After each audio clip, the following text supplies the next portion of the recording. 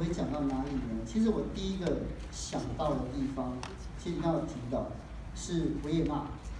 反正我那时候我在维也纳跟华沙，不是华沙，克拉夫卡就是在南部的一个城市这边做选择。那为什么选择这些地方呢？维也纳当然很棒，维也纳是一个非常安静的城市。那这个城市呢是奥匈帝国包括了哈布斯堡家族漫长的记忆里所营建出来的。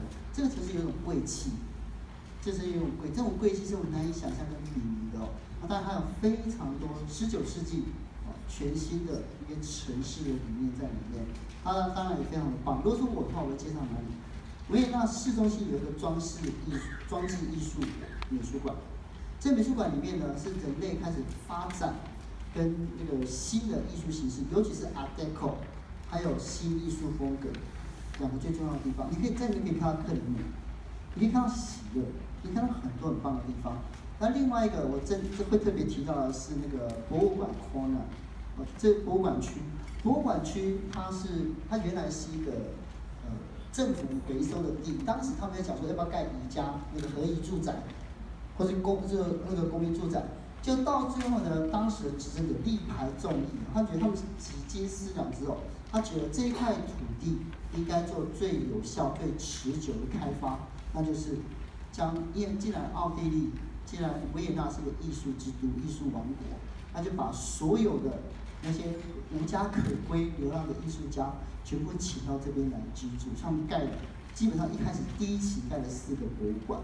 那这个博物馆后来让整个市区就是周围就是他们的ring 的外面那一层重生。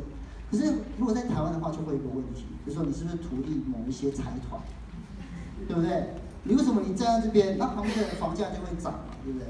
所以这个就是一个很大，就商业跟市政之间永远都会在拉扯。那这个拉扯是需要透过市民的理解跟谅解。那我觉得我最近常在演讲跟分享一个概念，就是其实我去维也纳的时候就有一个想法，就是其实自由跟平等是2个不同的理念，虽然这样听起来有点刺耳。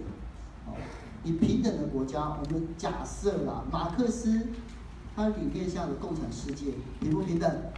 他在跟我平等，但他有没有自由？他必须要剥夺许多人的自由，创造财富的自由，然后发挥天赋的自由。那如果是绝对放任自由的情况之下，有没有可能平等？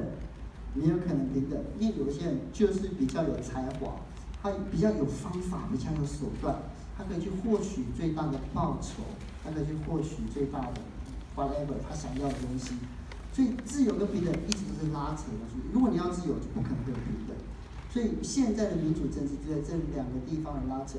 那我觉得维也纳市政府做一个非常好的示范，怎么样在财团跟国民的利益之间取得一个最好的平衡所以我觉得说，如果要去维也纳看那个博物馆区的时候，这是一个非常好的借鉴所以我大概会讲就这个地方，好不好？谢谢你的问题，谢谢。